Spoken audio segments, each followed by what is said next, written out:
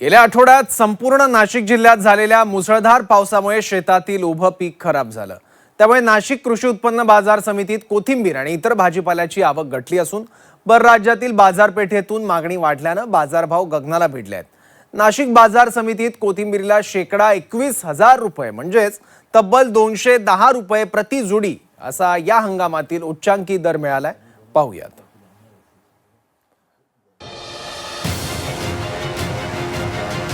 नाशिकमध्ये झालेल्या पावसामुळे शेतकऱ्यांना मोठा फटका बसलाय। जून महिन्यात पाऊस हुलकावणी देत असल्यानं शेतकऱ्यांनी मोठ्या कसरतीनं भाजीपाला वाचवला।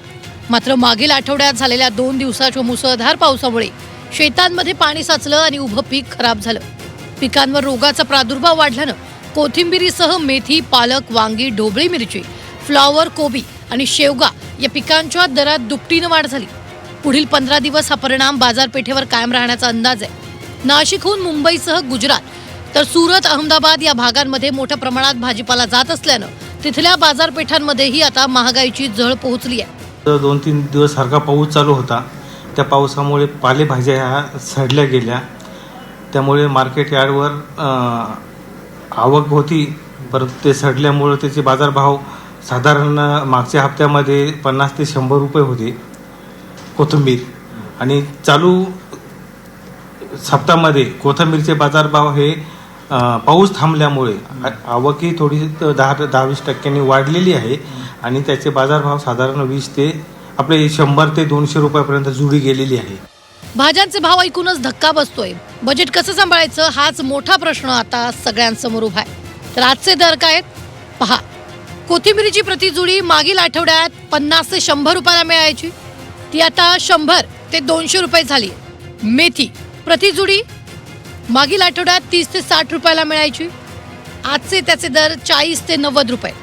कांदापात प्रति जुडी 20 ते 25 रुपयाला मिळत होती, ती आता 30 ते 100 रुपयांपर्यंत मिळते।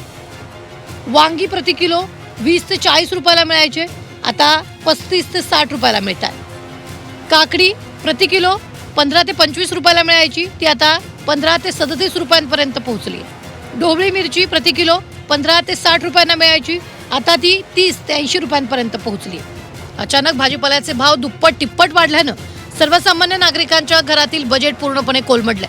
केवळ कोथिंबीर किंवा मेथीच नाही तर रोजच्या वापरातील सर्वोच्च भाज्या महागल्यानं आता ताटात खायचं काय असा प्रश्न गृहिणींसमोर उभा ठाकलाय।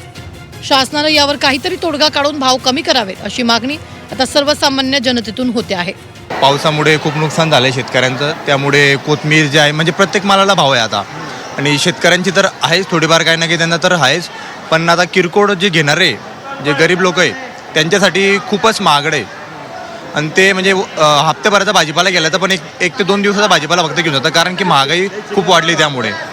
नाशिकमधील या परिस्थितीचा फटका केवळ स्थानिक बाजारपेठेलाच नाही तर मुंबई आणि शेजारच्या गुजरात राज्याला बसणार आहे। आवक सुधारण्यासाठी आणि पिकांची स्थिती पूर्वपदावर येण्यासाठी किमान 2 आठवड्यांचा काळ लागणार असल्यानं तोपर्यंत ग्राहकांना खिशाला कात्री लावावीच लागणार हे स्पष्ट आहे। सागर गायकवाड, झी 24 तास, नाशिक।